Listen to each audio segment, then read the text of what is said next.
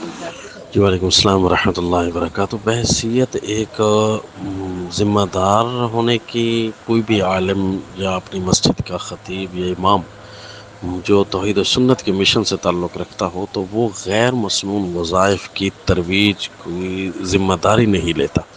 کیوں جی؟ اس کے اندر side effect ہوتے ہیں۔ وجہ کہ ایک اس کی مثال یوں سمجھ لیجئے کہ کمبینیشن اور نسخہ آپ تیار کرتے ہیں خود کتابوں سے پڑھ کر، یا اس کے اچھے فوائد دیکھ کر کے بادام کے یہ فوائد ہیں اچھے، اخروٹ کے یہ فوائد ہیں اچھے، لہٰذا دونوں کو مکس کر لو اور شہد بھی اوپر ڈال لو تو یہ بڑے بڑے فوائد ہیں۔ تو یہ فوائد کے اوپر تو ہماری نظر ہے، لیکن اس کے سائیڈ ایفیکٹ، اس کے موسمی سائیڈ ایفیکٹ، اس کے فلاں جگہ پر اس کے مزاج کے سائیڈ وہ ہمارے سامنے نہیں ہوتے۔ تو اس لیے حکیم جو ماہر حاذق ہوتا ہے تو وہ اس کے اندر کچھ مسئلے بھی ڈال دے گا، کچھ ایسی چیزیں بھی ڈال دے گا، تو تب جا کر نسخہ ویریفائی ہوتا ہے۔ اگر ہم از خود سے نسخہ بنانے لگ جائیں تو اس کے سائیڈ ایفیکٹ کا خطرہ ضرور رہے گا، کسی کو فائدہ بھی ہو جائے گا لیکن خطرہ بھی ہوگا۔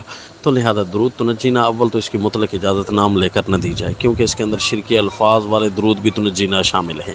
اور دوسرا، یہ جو الفاظ لکھے گئے ہیں اگرچہ بظاہر اس کے اندر کوئی ایسا عیب نظر نہیں آ رہا تھا، لیکن ہم کیوں خواہ درود ابراہیمی یا مسنون ادعیہ چھوڑ کر ان کے تراکیب کی طرف ہم کیوں آئیں؟ جنہوں نے پڑھے ہیں وہ خود جانیں، وہ اچھا کیا ہے، انہوں نے جو بھی کیا ہے وہ خود اس کے سائیڈ ایفیکٹ سے واقف ہوں گے، وہ خود اس کے مزاج سے واقف ہوں گے۔